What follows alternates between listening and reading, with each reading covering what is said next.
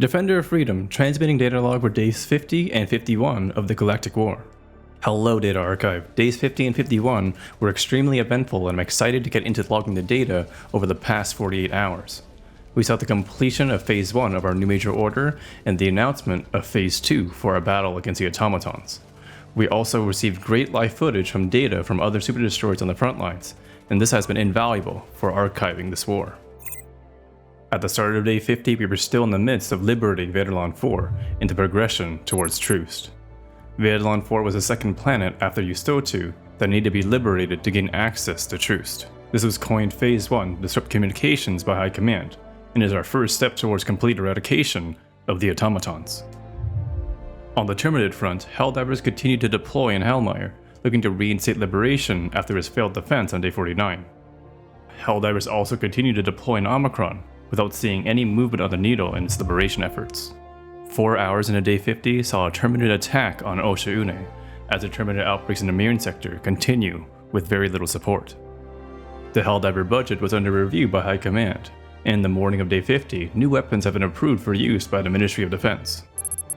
It seems the budget may have been reallocated from the Helldiver recreation funds, and it may no longer be feasible for Helldivers to have a single salute of celebration following completion of major orders. The new weapons include the LES Quasar Cannon and the MG-101 Heavy Machine Gun. The Defender of Freedom's Helldivers have found the Quasar Cannon in particular to be very effective in shooting down automaton dropships. High Command encourages Helldivers to give these new weapons a shot and evaluate their effectiveness against the socialist bots.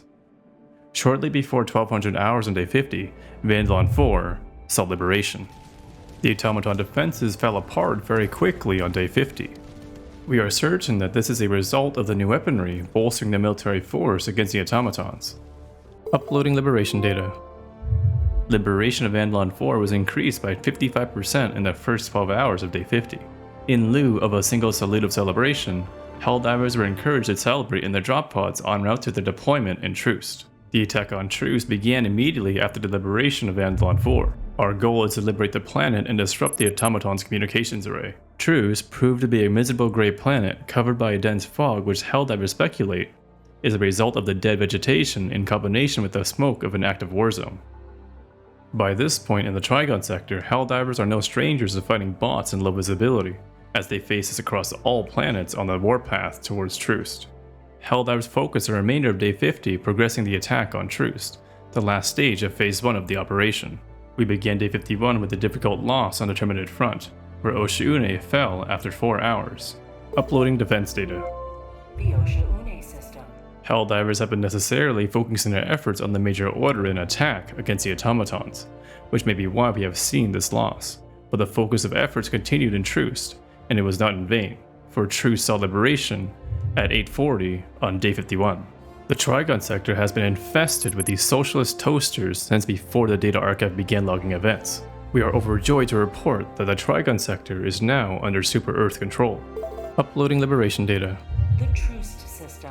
We encourage Helldivers to enjoy their singles Hellpod drop as we enter Phase 2 of Operation Swift Disassembly. Phase 2 of Operation Swift Disassembly is to reduce non-sentient combatant production. The Helldiver intelligence has completed intel analysis from Truce to find that Tibet in the Severn sector is the heaviest producer of these socialist bots. The natural resources found on Tibet would also better aid Super Earth than to continue to be illegally wasted on automatons. In order to reach Tibet, Helldivers must first ensure liberation of Ubanea to open supply lines for a direct assault. Efforts have very quickly refocused on Ubanea with ongoing attacks throughout the day on day 51. Several hours into the liberation effort, however, a strategic automaton attack on Dropnir threatens the progress made in Ubanea. A loss in Dropnir would prevent Helldiver supply lines in Ubanea, thwarting the efforts to reach Tibet. High Command warns that if Dropnir is lost, the odds of our forces recovering access to Ubanea in time to take Tibet before the major order expires is slim.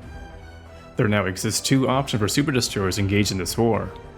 One is to play it safe and refocus efforts to Dropnir to protect our supply line into Ubanea, and return to continue the Ubanea attack after securing Dropnir.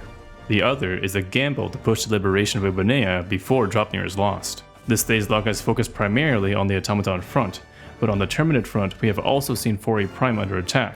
That concludes this data log with day 50 and 51 data archive. The war needs Helldivers more than ever to take deep consideration of their deployment choices. The Defender of Freedom is deploying to Ubanea.